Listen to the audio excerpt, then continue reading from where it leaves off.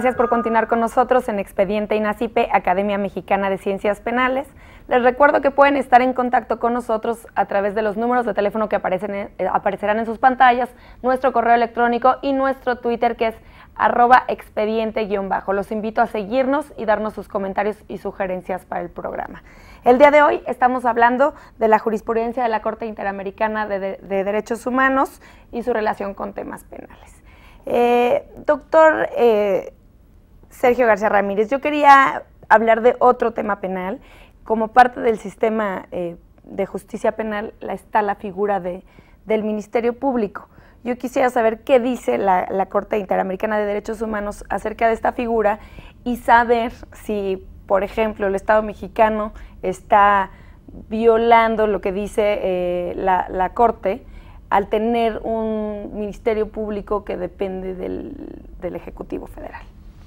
Con todo gusto. El Ministerio Público, como usted sabe, es una figura central del procedimiento penal, es una gran figura. Se estableció en nuestra Constitución con la esperanza de que pudiera influir poderosamente en la buena marcha de la justicia, evitando que fueran los jueces los encargados de la investigación, lo cual no es propio de la función judicial. Un órgano a cargo de la investigación en el marco de la ley y respetuoso de las garantías y los derechos del inculpado y obviamente de la víctima. Ese es el diseño ideal, digamos, de un ministerio público. La Corte Interamericana, el sistema interamericano, no tiene ningún pronunciamiento acerca de que el Ministerio Público deba formar parte o no deba formar parte de cierto marco administrativo. Por ejemplo, debe estar encuadrado en el Poder Judicial, como alguna vez ha ocurrido, o debe estar encuadrado en el Poder Ejecutivo, en la administración pública, como suele ocurrir, como es el caso todavía de México.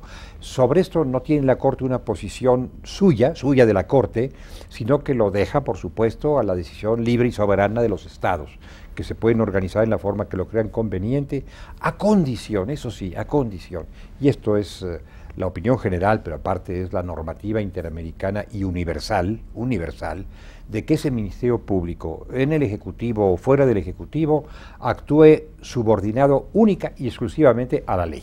Sea una especie de, usaré la expresión, sea una especie de magistrado de la legalidad. Esté ceñido estrictamente a la ley y no reciba órdenes, lo que se suele llamar consignas, de nadie, ni de sus superiores, ni de nadie, ¿verdad?, que puedan torcer o desviar el paso de la ley, el desarrollo de la ley. Entonces, con esa indicación, que eso sí es algo unánimemente reconocido, el Ministerio Público puede estar encuadrado en un lugar o en otro lugar. Magistrado de la ley, actuar con estricta legalidad, acreditar que lo está haciendo, ser y parecer independiente. Y quizá para fortalecer esta situación es que se ha planteado, y yo creo que es un planteamiento útil, constructivo, ahora la posibilidad de que el Ministerio Público pase a ser un órgano constitucional autónomo. Es muy frecuente que se creen órganos constitucionales autónomos, esto merecería un amplio análisis, un gran debate probablemente, y uno de ellos, a cuyo favor hemos escrito algunos, es el Ministerio Público como órgano autónomo para que siga siendo, como lo es, autónomo, pero al mismo tiempo porque la opinión lo vea como autónomo, que no dependa de algún otro poder. Esto me parece que es positivo, pero hasta el momento no hay ninguna condena porque no lo sea. Perfecto. ¿Y ahora en México cambiará y será autónomo? Bueno, yo creo que ahora en México, según la marcha que lleva nuestra legislación, sí, porque ya hay una reforma constitucional que dispone la creación de una Fiscalía General como órgano constitucional autónomo, y lo que sigue es la ley secundaria que desarrolla esa reforma constitucional. Doctor, quisiera que si nos pudiera contar acerca de las resoluciones de la Corte Interamericana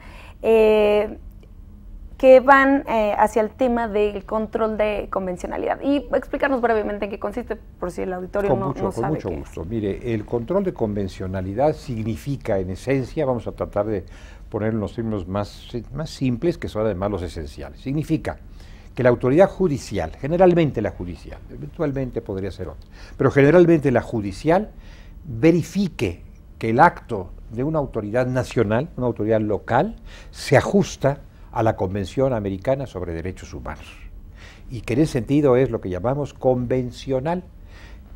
Pongámoslo en otros términos, una autoridad está obligada, una judicial de amparo, a verificar que un acto nacional se ajuste a la Constitución. Eso se llama control de constitucionalidad. Bueno, que se ajuste a la convención se llama control de convencionalidad.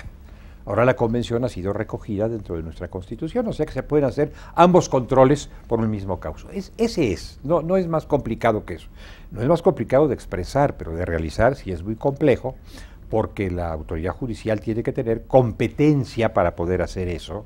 No debiera actuar ad libitum, ¿verdad?, sin la competencia adecuada, así lo ha dicho la Corte Interamericana. Debe ser cuidadosa y muy conocedora del derecho internacional de los derechos humanos, para que sepa realmente si un acto interno es o no es conforme con el Tratado Internacional de Derechos Humanos. A eso llamamos el control de convencionalidad. Para mi gusto, María, y para el punto de vista de muchas otras personas, es un tema que se encuentra en proceso, en desarrollo. No es algo que esté ya cerrado, definido, concluido. No tiene la vieja tradición, no tiene la antigüedad del juicio de amparo, por ejemplo, ¿no?, del que hemos estado hablando y en el que hemos trabajado durante muchísimos años. Esto es algo más novedoso, más de nuestro tiempo. Es tan joven como usted. Bueno, usted es mucho más joven seguramente, pero es tan joven como usted el control de convencionalidad. Entonces hay que estudiarlo y hay que manejarlo en serio y con todo cuidado. Porque también se corre el riesgo de que si todo el mundo quiere, para demostrar su entusiasmo por el control de convencionalidad y su espíritu internacionalista, lanzarse a este mar tan complejo, pues caigamos en dispersiones y caigamos en anarquías. Vamos construyendo juntos una interpretación del derecho internacional común, se llama un derecho común sobre derechos humanos, un jus comune, dicen quienes saben latín, yo no lo sé, pero los oigo y lo repito, ¿no? Entonces, un jus comune a base de la interpretación de los tratados internacionales. Eso hay que hacerlo con mesura y con mucha cautela. Sí, porque en caso de que no se hiciera así, podrían ser unos procesos muy largos, ¿no? ¿O no? Bueno, podrían ser muy largos y muy confusos y muy diversos. Las conclusiones pueden ser muy diversas. Imagínese usted a cada juez, no de México, de América Latina, que no son pocos los jueces que hay en América Latina, interpretando a su leal saber y entender, sin ningún control a su vez, los tratados internacionales, fijando cuál es su alcance. Sería un verdadero desorden, por decirlo suavemente, y no garantizaría la seguridad jurídica, porque entonces usted no sabría cuál es el verdadero sentido de una norma internacional. Cada quien tendría su criterio acerca de cómo interpretarlo y cómo calificar los actos nacionales. Por eso necesitamos orden, pulcritud, esmero, rigor, entusiasmo también, pero un entusiasmo conectado con un buen sistema. Doctor, hay otro tema que es muy interesante y del que se está hablando mucho en México. Yo sé que estamos hablando a nivel internacional, sí, que es la presunción de inocencia. Bueno, en México porque pues, gracias a la reforma ahora está establecida y es uno de los preceptos básicos del nuevo sistema. Yo quisiera decir que nos contara qué dice la Corte Interamericana en materia de presunción de inocencia. Con mucho gusto. Mire usted, déjeme decirle, y quizás esto nos daría pie para un programa futuro, que hace 250 años, bueno, ni siquiera yo había nacido, hace 250 años, se escribió y difundió el libro más notable en la historia de la justicia penal, que se llama De los delitos y de las penas, de un italiano, César Bonesana, marqués de Beccaria. Estamos conmemorando en este año los 250 años. En ese libro, que en su momento fue revolucionario, en todo caso renovador de la justicia penal, se manejaban muchas de las deficiencias de la justicia penal y muchos de los buenos propósitos para una justicia penal ilustrada, esmerada, liberal. Y ahí figuraba centralmente ese tema, la presunción de inocencia. Y decía el marqués de Beccaria, y otras personas también, por supuesto, decía, no es posible que se considere que alguien es culpable antes de haberlo condenado, antes de haber probado su culpabilidad, antes de haber establecido con toda claridad que alguien es culpable, ya lo hemos condenado y ya lo estamos declarando como si fuera culpable. No, hay que hacer que el proceso parta de que alguien va a ser juzgado, pero que en principio se supone su inocencia porque no tenemos elementos para suponer o para afirmar otra cosa. Esa es la presunción de inocencia. No se puede construir hoy día un procedimiento penal sobre la base de que alguien es culpable, porque entonces estaría usted condenando de antemano. Estas exhibiciones que a veces se hacen de la culpabilidad de una persona es un prejuicio, es un juicio anticipado. Entonces, todas las garantías judiciales tienen que ver con la presunción de inocencia. La Corte Interamericana ha destacado que la base de las garantías judiciales es justamente eso, presumir que alguien es inocente y a partir de esa presunción que el Ministerio Público demuestre lo contrario, si es que puede, demostrar que no es inocente, es responsable, el delito existió y existió de esta manera y este señor participó en él por tales medios y todo, aportar las pruebas para ir destruyendo paulatinamente esa presunción de inocencia hasta poder afirmar la certeza de culpabilidad con base en la prueba. Esto es lo que sostiene la Corte Interamericana en muchos procesos, en todos prácticamente, porque está así en la Convención Americana y es lo que prevalece en el mundo civilizado, en el mundo moderno.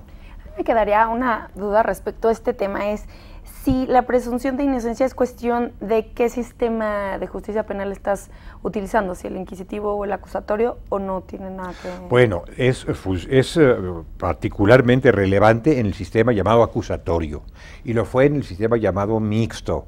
El sistema inquisitivo no necesariamente observó un principio de esas características y tan no fue así que aplicaba el tormento y aplicaba una serie de procedimientos de secreto y de presión sobre el inculpado, queriendo que se confesara culpable, queriendo afirmar su culpabilidad. Entraba por el final, entraba por la, casi, estoy exagerando un poco, pero entraba por la sentencia y luego quería simplemente perfeccionar la sentencia. O sea que un sistema inquisitivo afirma de entrada o se conduce de entrada, aunque no lo declare, se conduce de entrada bajo la hipótesis de que alguien es culpable. Y por lo tanto, si lo manifiesta, pues qué bueno. Y si no lo manifiesta, pues se le va inclusive a torturar para establecer que efectivamente es, como ya lo sospechábamos, culpable de un delito. El sistema llamado acusatorio no parte de esa premisa, sino totalmente al revés, de que alguien es inocente y que hay pruebas, elementos, datos que nos permiten iniciar una investigación, pero de ninguna manera condenar, sino hasta mucho después, cuando se haya acreditado su culpabilidad. Doctor, también la Corte Interamericana de Derechos Humanos habla de la importancia de la defensa y especifica algunas características que debería de tener. ¿Nos podría contar? Cómo no, con mucho gusto. No solo la Corte Interamericana, sino la Organización de las Naciones Unidas se ha pronunciado en favor de las garantías de defensa y todos los tratados internacionales que se ocupan de esta materia, así lo puntualizan. Mire usted, se nos caería todo el edificio del proceso democrático y liberal si no hubiera defensa.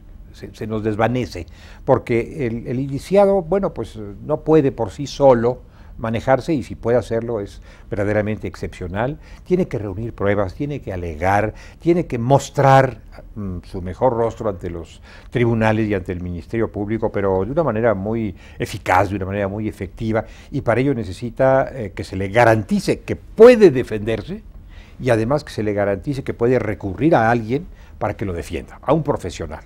Es como una persona enferma, pues claro, si puede curarse por sí solo, enhorabuena, pero normalmente necesitará un médico que lo asista, y de lo contrario, el riesgo es mayor, ¿no? Bueno, pues lo mismo pasa en general con los procesos. Si alguien puede por sí solo salir adelante, qué bueno, pero regularmente necesita una asistencia, y ese es el defensor. Y el defensor debe tener un amplio ingreso en el juicio, en el proceso. Debe ser capaz de tener un trato directo y reservado con su defenso, debe ser capaz de manejarse con profesionalismo, con probidad, con autonomía, no depende del juez, no es un auxiliar del juez, aunque a veces se dice es un órgano auxiliar, pues sí, de la justicia, pero no del juez, mucho menos es un subalterno del Ministerio Público. Tiene que manejarse con absoluta independencia, cuidando los intereses y los derechos de la persona a la cual defiende. Si no ocurre eso, entonces tenemos una simulación de defensa, una pantomima de defensa. Y hay otro aspecto que últimamente ha cuidado mucho, desde hace tiempo lo cuidaba, pero ahora con énfasis mayor, la legislación mexicana, que es que la defensa sea competente, sea calificada, que tenga calidad, defensa de calidad, defensa buena, no cualquier defensa. Alguna vez se habló de que se defendiera a alguien por una persona de su confianza. Bueno, una persona de su confianza puede ser muy querido, pero muy incompetente. Sí, que no tiene los que ni siquiera tengan los conocimientos, ¿no? No, un defensor competente y calificado, a tal punto, que si la supuesta defensa la ejerce alguien que carece de la competencia y de la calificación y arruina la causa del inculpado de una manera torpe, esa causa puede verse en un momento dado reexaminada y puede anularse el proceso mismo y puede procederse a un enjuiciamiento ya con pleno respeto de la defensa adecuada o de la defensa de calidad. Esto sí lo ha dicho la Corte Interamericana con bastante énfasis. Buena defensa, verdadera defensa. También hacía mención de que debe de tener acceso a la investigación, ¿no? Que eso no siempre se ha dado, ¿no?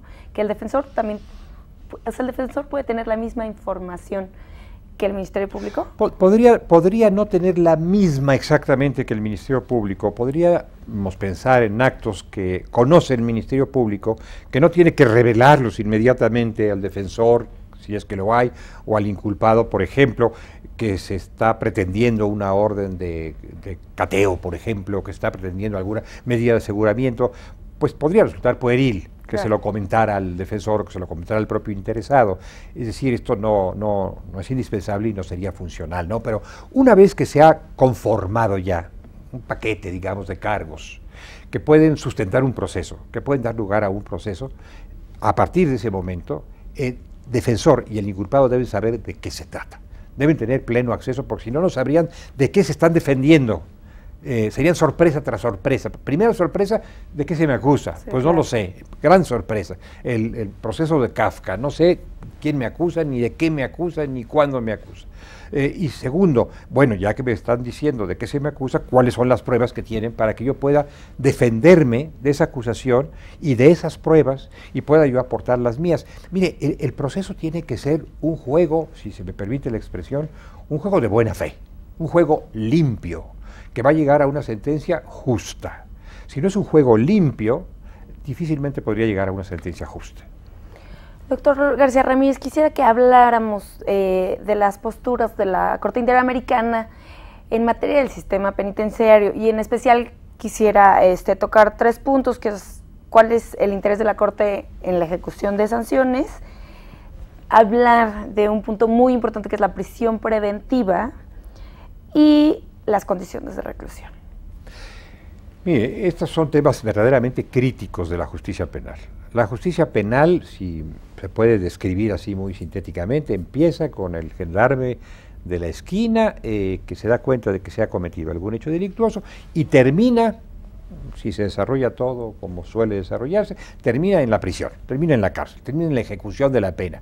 Pasa por la prisión preventiva y termina en la ejecución de la pena.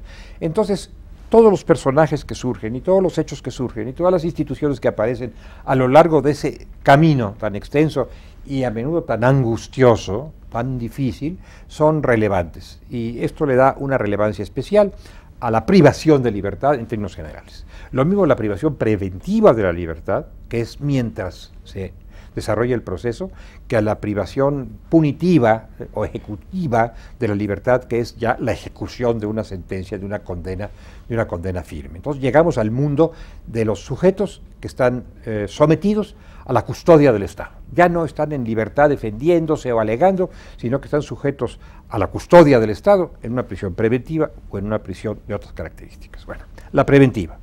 La preventiva en sí misma es una medida muy cuestionada, porque se está privando de libertad a alguien cuya culpabilidad todavía no se ha declarado. Volvemos al tema de la presunción de inocencia.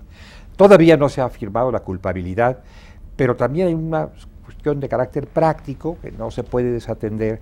Si no se proveyera la prisión preventiva de ciertos inculpados, no sería posible, ya no digamos fácil, ni siquiera posible llevar adelante determinados procesos. Cuando el sujeto se evade de la acción de la justicia, o cuando el sujeto frustra la aportación de pruebas, destruye pruebas, en fin, milita contra la justicia, no puede el Estado ver aquello impasible. Entonces tiene que asegurarlo en prisión preventiva. Pero solo en esos casos, Luz María, solo en esos casos, no en más casos. No esto que llamamos la prisión preventiva forzosa u obligatoria en casos que no son de esos, que tiene uno que asegurar que el proceso pueda tener su marcha. No, no prisión preventiva para castigar por otros delitos, porque está procesado por otras causas, porque tiene malos antecedentes.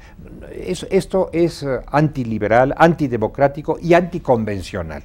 Esto es muy negativo. Y en cuanto a la otra prisión, la prisión, digamos, ya de ejecución de penas, bueno, pues se espera, y así lo ha declarado también la Corte, que sea proporcional la pena a la falta cometida, a las características del hecho punible, no desmesurada. Tenemos algunas penas que son verdaderamente alocadas en la legislación mexicana y no mexicana, que no tienen ningún sentido desde el punto de vista de la protección social, o desde el punto de vista de la reinserción, penas de 140 años o de 120 años que son desmesuradas y que no sea tampoco irrisoria, ridícula, de unos cuantos meses, unos cuantos días por algún delito grave. Bueno, esto es la proporcionalidad de la pena. Y finalmente, para no abrumarla, el tema quizá más dramático de todos, que es la situación que guardan los reclusorios. ¿Me podría quedar con la idea de la situación de los reclusorios? Tenemos que hacer un corte, doctor. Con mucho gusto. Al auditorio, continúen con nosotros. Estamos en Expediente INACIPE, Academia Mexicana de Ciencias Penales.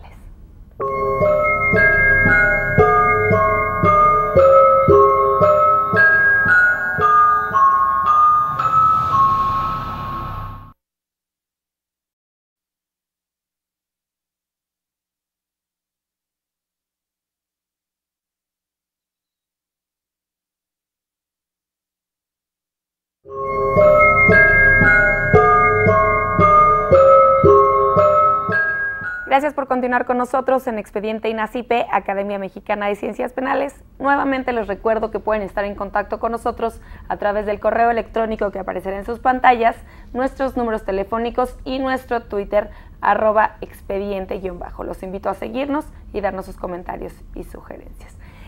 Doctor García Ramírez, antes de irnos al corte, estábamos hablando de pues la situación penitenciaria, ¿no? De la situación de los reclusorios en este caso, y qué es lo que la Corte Interamericana dice acerca de la situación. ¿Cómo no?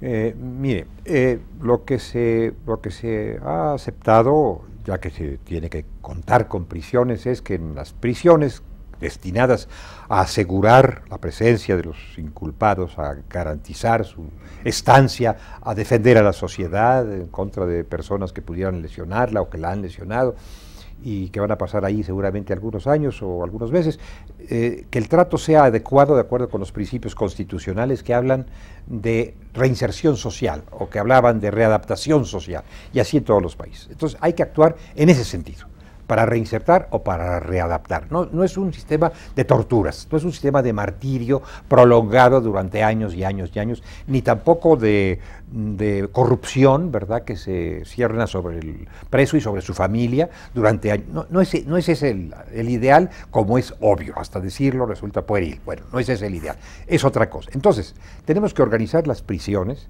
en forma tal que sirvan a ese propósito. La Comisión Interamericana de Derechos Humanos, que no es la Corte, en sus inspecciones en todo el continente, prácticamente, y la Corte Interamericana de Derechos Humanos, en sus muy numerosas sentencias sobre casos que atañen a prisiones, ha puesto de manifiesto que el estado que guardan las prisiones en la mayoría de los países americanos, la mayoría también de las prisiones, es un estado desastroso, es un estado de vergüenza y de oprobio, en el que se cometen violaciones cotidianas y sistemáticas, masivas, porque se trata de grupos humanos muy grandes en agravio de los presos. Eso es indudable y lo ha señalado y denunciado el Tribunal Interamericano una vez y otra y otra. Ahora, ¿la Corte qué hace? ¿Hace recomendaciones hacia los países? La Corte dicta sentencias y le ordena a los estados, a través de sus sentencias, que modifique las condiciones en que se encuentran las prisiones involucradas en los casos concretos de que conocen las Cortes. ¿Y se toman en cuenta las capacidades del Estado? Se toman en, bueno, sí, el Estado, no, pero mire ustedes, que el Estado puede decir, mi capacidad económica es muy limitada, y eso se entiende, y por lo tanto no puedo tener prisiones gigantescas y mucho menos paradisíacas, porque no se trata de eso, tampoco se trata de que sea preferible estar preso que estar libre. No, pero nada justifica ninguna pobreza, ninguna miseria, si la hubiera de parte del Estado, que se maltrate, que se corrompa, que se dañe físicamente y moralmente a los internos. Una cosa es que un Estado no tenga muchos recursos, y otra cosa es que saquee a los internos, que corrompa el manejo de las prisiones, que obligue a los familiares a prestaciones indebidas. Eso no se justifica en ninguna situación y bajo ningún concepto económico. No tiene nada que ver no tiene nada que ver. Y lamentablemente esto pasa con frecuencia, y con frecuencia pasa también en las prisiones mexicanas. La situación que guardan nuestras cárceles en su panorama general, dejando de lado excepciones que pudieran ser, pues en fin, destacables o rescatables, es una muy mala situación. El Programa de Derechos Humanos de la Universidad Nacional, de la UNAM, publicó recientemente un opúsculo, un libro de investigación, del que somos coautores, una colega mía y su servidor, que se llama Los Derechos Humanos y la Situación de las Prisiones en México, el Sistema Penitenciario Mexicano. De ese libro y de otros que se han publicado antes, y seguramente de otros que están escribiendo ahora, y de otros que se publicarán mañana, seguramente se desprende el horror que se está viviendo en las cárceles mexicanas, saturadas, muchas veces corrompidas, regularmente ineficientes, que realmente son, y perdone que me exprese con esta franqueza, pero conozco bien el panorama, son un motivo de gran pena y de gran peligro, porque cárceles de esas características no están engendrando, dando a luz, digamos, reinsertables o readaptados, sino que están generando como escuelas del crimen, infracciones, reincidencia y nuevos delitos. Entonces, es algo que hay que poner atención, no es problema de recursos morales sí, pero no necesariamente de recursos materiales. Económicos. Doctor, en los sistemas de justicia penal se habla del plazo razonable del proceso penal, o sea, porque hay plazos razonables de detención y pero hablando de el plazo razonable del proceso, del tiempo desde que inicia hasta que culmina, ¿qué dice la Corte Interamericana de Derechos Humanos que es un plazo razonable? Porque podría quedar bastante vago. Con mucho gusto. El plazo razonable, que es un principio que está en la Convención Americana sobre Derechos Humanos y en la Convención Europea, tiene que ver con la duración, asimismo razonable, racional, justificable, explicable, de un procedimiento judicial desde que inicia hasta que concluye. Hay procesos que se han llevado décadas y esto es absolutamente irrazonable. Tampoco sería razonable que fuera fulminante el proceso y que en un día se agotara, sería muy sospechosa una justicia tan diligente y sería muy de temer. No, el plazo razonable hay que tomar en cuenta las características del caso. No todos se pueden tasar con la misma medida, con el mismo patrón. Nuestra Constitución dice en cuánto tiempo debe terminar un proceso de acuerdo con la sanción aplicable, porque la sanción aplicable a su vez refleja la complejidad del proceso. Entonces hay que tomar en cuenta la complejidad del proceso. Hay casos sencillos relativamente y hay casos muy complejos, muy enredados, muy difíciles. Y para que sea el menor tiempo posible dentro de la pretensión de justicia, sin sacrificio de la justicia, se necesita que los tribunales, que los actores del proceso, tribunales, Ministerio Público, defensores, actúen en esa dirección. Entonces, cuando la Corte Interamericana es convocada para conocer un caso en el cual se deduce que hubo irrazonabilidad del plazo, que se ha violado la garantía de plazo razonable, lo que tiene que analizar esencialmente es una serie de aspectos que son complejidad del caso, conducta del juzgador, comportamiento de los funcionarios para el manejo del caso y conducta inclusive del inculpado y su defensor en el manejo del caso, si hubo muchos recursos, si hubo muchas defensas, no para que no las haya, sino para que se pondere. Entonces puede ser razonable un plazo de 6 meses, o de un año, o de 1 año y medio, según las características, o puede ser irrazonable, pero eso hay que ponderarlo con la tendencia de que sea lo más breve posible, pero sin lastimar la justicia, sin lesionar a la justicia. Pues ya que estamos hablando de plazos, también hay un tema que tocaba la Corte Interamericana, que era la prescripción de la punibilidad. Sí. Esto quiere decir que puede no seguirse un proceso penal por el tiempo transcurrido en algún caso. ¿Qué dice la Corte? Mire, la institución de la prescripción es una vieja garantía que contribuye a la seguridad jurídica, no dejando pendiente un tema penal durante años y años, o algo más que años, décadas enteras, ¿no? Entonces, es una especie de solución salomónica, digamos, vieja, muy antigua, que dice, bueno, si durante mucho tiempo no se ha podido proceder, no se ha podido probar, no se ha podido capturar, no se ha podido llevar adelante un juicio o una condena ya dictada, entonces el tiempo cura, hace que se olvide la situación y opera lo que se llama la prescripción en aras de la seguridad jurídica, no de la justicia. La justicia no queda bien librada, la justicia queda tocada, afectada. Pero la seguridad jurídica se atiende para que no queden casos insolutos durante mucho tiempo. ¿Qué dice la Corte Interamericana sobre eso y qué dicen muchos tribunales internacionales sobre esto? Dice lo siguiente: es facultad del Estado disponer plazos de prescripción.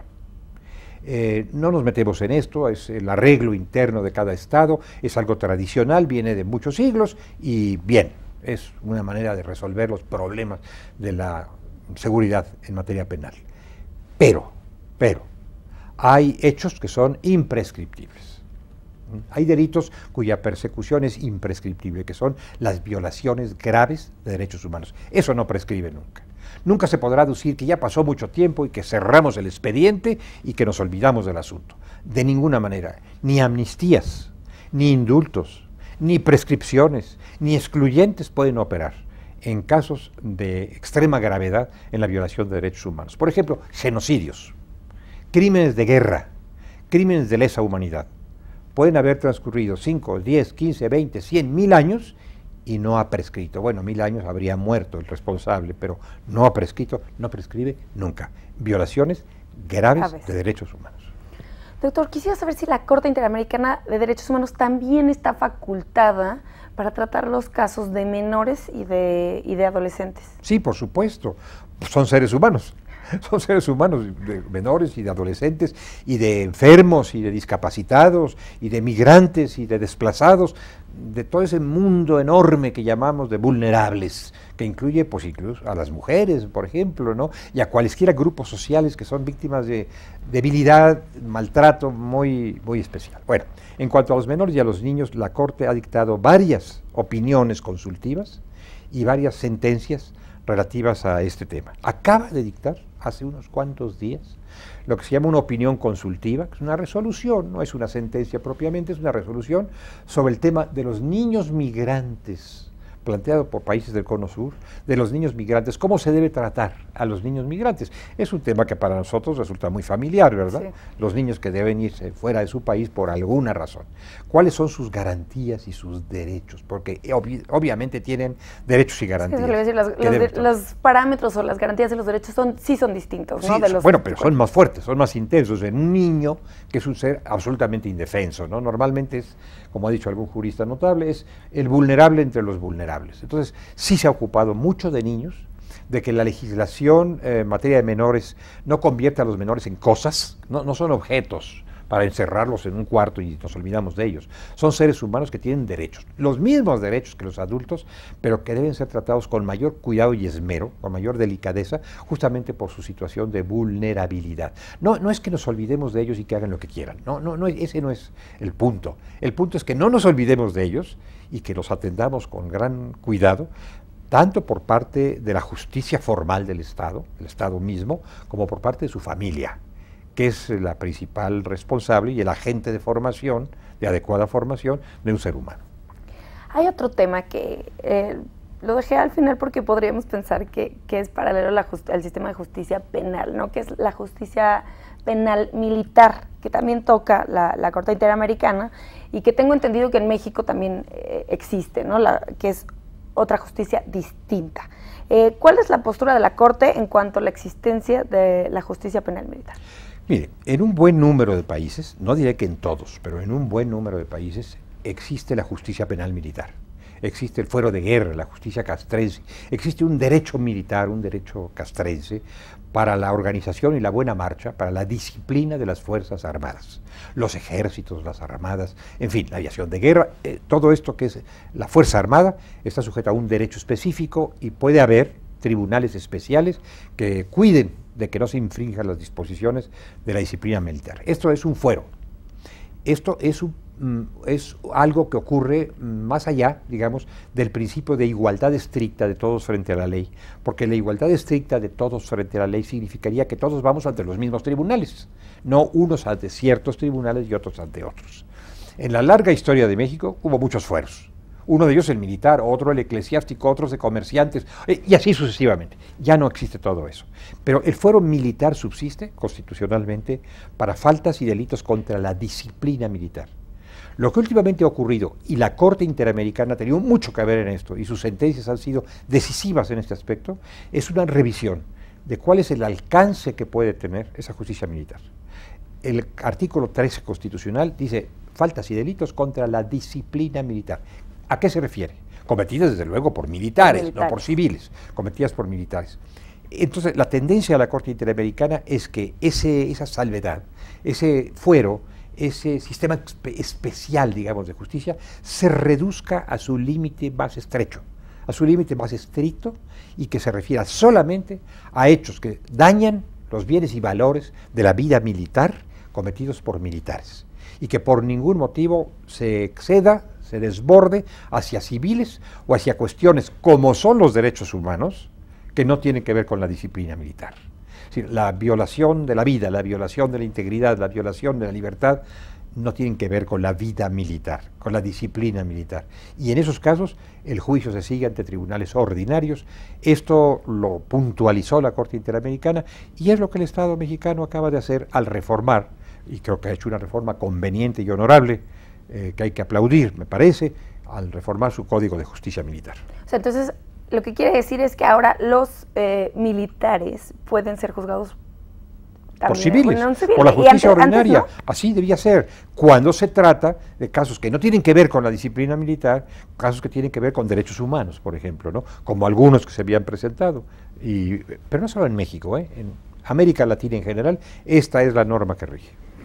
Doctor, hay un montón de temas que podríamos seguir hablando. Está la tortura, está la detención, está la pena de muerte, pero pues no podríamos terminar en una hora de programa. Yo solamente quisiera saber si nos quisiera dar alguna conclusión de el tema. Bueno, mire, la conclusión es una invitación enérgica al respeto a los derechos humanos, conociéndolos previamente por parte de ciudadanos y por parte de autoridades, y yo agregaría a esto la necesidad de que vivan y se desarrollen lozanamente, vigorosamente, las grandes instituciones de México que se ocupan de esta tutela. Suprema Corte, tribunales penales, Procuraduría, Fiscalía General, y que vivan, persistan, perduren y se fortalezcan otras grandes instituciones que han servido a la justicia penal, como el Instituto Nacional de Ciencias Penales. Esa es mi conclusión. Doctor García Ramírez, muchísimas gracias por haber venido al programa. Muchas gracias a usted. Al auditorio los espero el próximo martes en un nuevo expediente INACIPE, Academia Mexicana de Ciencias Penales.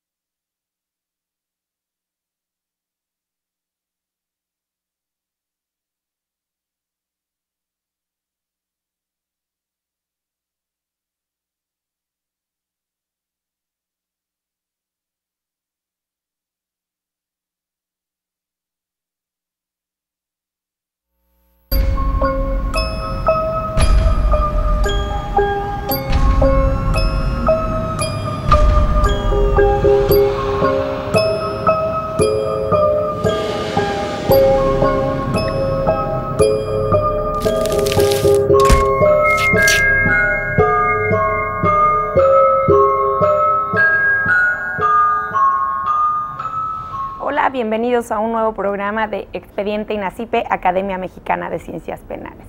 El día de hoy vamos a hablar de la jurisprudencia de la Corte Interamericana de Derechos Humanos y su relación con temas penales. Para hablar de este tema, para mí es un honor compartir este espacio con el doctor Sergio García Ramírez, quien es presidente de la Academia Mexicana de Ciencias Penales, también es ex juez y expresidente de la Corte Interamericana de Derechos Humanos y es investigador del Instituto de Investigaciones Jurídicas de la Universidad Nacional Autónoma de México. Doctor, bienvenido, muchísimas gracias por venir al programa. Gracias a usted, Luz María, gracias por su hospitalidad, gracias por la hospitalidad del canal de INACIPE y todos nuestros amigos. Ojalá que quienes nos vean no se asusten con eso de jurisprudencia. La Corte Interamericana suena muy pesado, pero en realidad a través de esos ojos, los ojos de la jurisprudencia, se pueden examinar muchos temas penales, todos los temas penales que usted quiera, prisiones, juicios, ministerio público, menores infractores, prevención del delito, en fin, todos los temas de la ciencia penal, porque se encuentran recogidos en casos de los que entiende, de los que conoce la Corte Interamericana. Pues muchas gracias, y para mí nuevamente le digo que es un honor tenerlo como presidente de la Academia y en este programa que es de la Academia Mexicana de Ciencias Penales y del Instituto Nacional de Ciencias Penales. Muchas gracias, el honor es para mí y esto me da la oportunidad de felicitarme por estar aquí, de felicitar a quienes patrocinan este encuentro sistemático, estos programas que son la Academia Mexicana de Ciencias Penales y el Instituto Nacional de Ciencias Penales. Yo quisiera con su venia enfatizar la presencia del Instituto Nacional de Ciencias Penales. Es un organismo que lleva sirviendo al país y sirviéndolo muy bien 40 años. Es la realización de un antiguo sueño de muchas generaciones de penalistas, algunos que ya no están entre nosotros y otros que tal vez se encuentran todavía entre nosotros. Ha prestado pues servicios al país eminentes durante 40 años, es ampliamente conocido nacional e internacionalmente. En ocasiones se oye que pudiera transformarse, que pudiera desaparecer del escenario. Ya una vez en que estuvo cerrado durante 3 años, fue muy lamentable. Esto retrasó el desarrollo de la ciencia penal. Confiamos en que se reconsidere cualquier iniciativa que haya, cualquier idea que haya en ese sentido, y que lejos de perderse este instituto en el que el país ha cifrado tantas esperanzas y tantos recursos, mejore su presencia y se desarrolle de una manera cada vez más conveniente. Ahora están por surgir nuevas instituciones que son plausibles, por ejemplo la Fiscalía General. Yo creo que esto es muy conveniente, una Fiscalía General que tenga verdadera autonomía frente al Ejecutivo, órgano constitucional autónomo, con un buen desempeño, tiene a su frente un titular muy capaz. Yo creo que eso puede ser muy útil para el país, y también muy útil para el país es el desarrollo y la presencia, permanente presencia, de otros organismos como el Instituto Nacional de Ciencias Penales, con la razonable independencia que debe tener un órgano de estudios superiores, de investigación científica y de difusión de la cultura. Debe tener su propio formato, como lo tienen las universidades, por ejemplo, u otros órganos como, digamos, el Colegio de México o los Institutos Nacionales de Salud. Esto enriquece el horizonte institucional de nuestro país. Así que vale la pena meditar sobre ello, rendir las cuentas que deba rendir el instituto, que son muy buenas, de 40 años de trabajo esmerado, y seguir adelante, no desapareciendo, porque eso no sería seguir adelante, sino dar un paso atrás hacia el abismo, sino seguir adelante en los mejores términos, con grandeza y sirviendo al Estado mexicano, sus políticas penales, pero sirviendo también al conjunto de la sociedad. Qué bueno que hay oportunidad de comentarlo en este programa que es INACIPE, Academia Mexicana de Ciencias Penales. Pues muchas gracias, doctor. Quisiera que comenzáramos a hablar del tema, y pues ya usted nos mencionaba que sí, que el título es un poco, podríamos llamarle aparatoso, aparatoso, ¿no? Entonces yo quisiera si nos pudiera dar una breve introducción de qué es la Corte Interamericana de Derechos Humanos y en qué consiste la jurisprudencia de la Corte. Con mucho gusto. Mire, la Corte Interamericana de Derechos Humanos es un tribunal internacional que tiene capacidad de conocimiento, que tiene capacidad de atención de violaciones de derechos humanos, en los generales, cometidas por países de América Latina, básicamente. Es un juicio lo que se ventila ante la Corte y al final se desemboca en una sentencia. en una condena, si es el caso, a quien ha cometido, al Estado que ha cometido alguna violación de derechos humanos. En síntesis, esto es de lo que se ocupa la Corte, de ese sistema de justicia internacional que también lleva casi 40 años de estar operando. Forman parte prácticamente todos los estados de América Latina y algunos estados del Caribe. México forma parte de este sistema y en los últimos años sobre todo forma parte con entusiasmo, con mucha cercanía, con una gran vinculación por parte del gobierno y del Estado mexicano en su conjunto.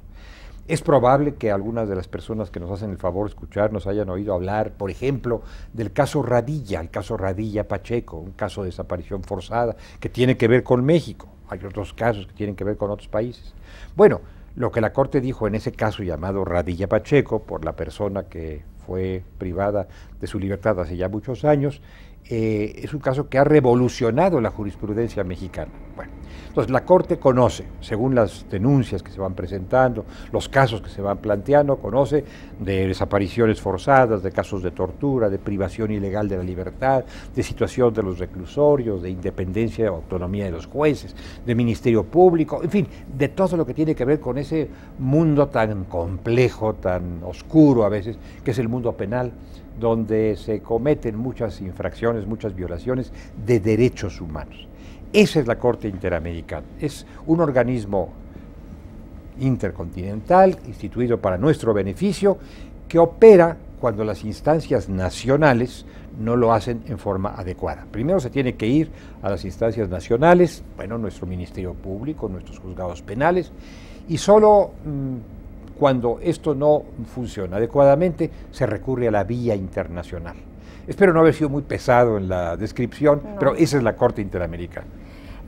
Pues doctor, ya comenzando a hablar de los temas penales, voy a seleccionar algunos, claro que no podemos hablar de todos, y me gustaría hablar del debido proceso. Quisiera que usted me contara si es recurrente que la Corte Interamericana, que exista jurisprudencia de la Corte Interamericana en materia de debido proceso y ¿qué es lo que dice? Con mucho gusto, Luz María. Mire usted, el debido proceso, seleccionó usted el tema más complejo de todos y el más rico al mismo tiempo, porque el debido proceso abarca muchas cosas. Abarca la existencia de un juez independiente, imparcial y competente. Abarca el respeto a la libertad del sujeto mientras no se le ha declarado culpable. Abarca el derecho a recibir una defensa adecuada, una defensa de calidad. Abarca el derecho a presentar pruebas con absoluta libertad y autonomía. Abarca muchas cosas el debido proceso. Desde el principio de un procedimiento de investigación, digamos, hasta la culminación, que es una sentencia que puede ser de condena. Y claro, abarcando tanto, los casos de debido proceso son muy numerosos. Yo diría que, no sé, no tengo la cifra a la mano, pero yo diría que mucho más allá de la mitad de los casos de los que tiene conocimiento la Corte, tienen que ver de una o de otra manera con el debido proceso. Hay un tribunal similar al Corte Interamericana, que es la Corte Europea de Derechos Humanos. Bueno, la Corte Europea de Derechos Humanos, que tiene sede en Estrasburgo, conoce de muchos casos de debido proceso. Algunos países están sujetos a juicio, en la mayoría de los casos, por infracciones a lo que llamamos el debido proceso. ¿Qué es el juicio justo? ¿Qué es el juicio imparcial? ¿Qué es el juicio en el que el sujeto tiene amplias posibilidades de defensa para traducir esto de debido proceso? Sí, claro, también entra la prueba y todo. Entra la prueba, por supuesto, que puede usted probar, que no tenga usted que probar su inocencia, sino que tengan que probarle su culpabilidad y usted pueda defenderse y tenga usted acceso a las pruebas, que no le bloqueen, que no le impidan el acceso a las pruebas, que sepa usted cuáles son los elementos que el Ministerio Público o el fiscal, en su caso, está esgrimiendo, aduciendo, y que pueda usted defenderse con otros elementos probatorios. El tema de la prueba es un tema muy complejo, fascinante y decisivo para la marcha del proceso. Entonces, eso es a lo que llamamos, siguiendo una expresión que viene del derecho anglosajón, el debido proceso, pero para quien no esté metido en estas cosas, pues podemos decirles juicio justo, juicio con plenas garantías de defensa, tutela judicial efectiva. Eso es el debido proceso. Doctor, en un escrito que tuve la oportunidad de leer, que es de su autoría, usted decía que existe un dilema. Lea mejores autores, por Dios, pero muchas gracias por leer el mío. Bueno, pero no, como cree. Decía que existe un dilema entre debido proceso y la contención de la criminalidad. ¿Nos podría explicar un poco este punto? Cómo no, con mucho gusto. Mire, el debido proceso entraña la observancia, el respeto de los derechos y las garantías de los participantes en ese proceso, ante todo del inculpado, pero también de la víctima, por cierto, no solamente del inculpado. Entonces hay que ser escrupuloso porque no queremos llegar a cualquier decisión, sino a una decisión justa, a una decisión fundada, a una decisión motivada, que tenga sustento en pruebas, en argumentaciones jurídicas. Bueno, ese es el debido proceso. Pero en condiciones críticas, como algunas de las que desgraciadamente atraviesa nuestro país y otros muchos países, de auge de la criminalidad, de desbordamiento, de criminalidad muy pesada, muy lesiva, la sociedad, como es natural, se preocupa y sugiere que no se ponga tanto acento en los derechos humanos y que se haga una persecución más efectiva y fulminante. ¿Podría ser como el derecho penal del enemigo? Por ejemplo, digamos, que se haga una persecución fulminante de esos enemigos, ¿verdad?, a los que hay que tratar con mucha rapidez y con mucha severidad. Yo desde luego no desecho, al contrario, como miembro de una sociedad preocupada, como preocupado miembro de una preocupada sociedad, desde luego que pugno y voto porque sea efectiva la persecución del delito, porque se haga una buena investigación, porque la policía esté presente, porque el Ministerio Público sea activo y enérgico y porque se aplique la ley en sus términos. Las consecuencias de la ley, como se acostumbra a decir, la ley con todas sus consecuencias. Muy bien, entonces tenemos por una parte la necesidad de proteger los derechos, porque son los nuestros, el día de mañana podemos verlos involucrados, y por otra parte la necesidad de que se combata con energía la delincuencia. Pero no son propósitos, no son objetivos incompatibles entre sí. Que bueno, si usted quiere combatir la delincuencia, olvídese de los derechos humanos. O si usted quiere defender los derechos humanos, pues olvídese de la prevención del delito. No, son perfectamente compatibles en una sociedad democrática, como es la que queremos tener en México. Entonces, esta antinomia, esta especie de dilema, es un falso dilema. Y esto lo ha subrayado también la Corte Interamericana, pero todo el pensamiento penal civilizado y democrático contemporáneo también lo subraya. Muy bien, derechos humanos, sí, a serio, en fondo, pero también persecución eficaz de la delincuencia. Doctor, tenemos que ir a una pausa, pero regresamos con el tema. Con mucho gusto. Al auditorio, por favor, continúen con nosotros. Estamos en Expediente INACIPE, Academia Mexicana de Ciencias Penales.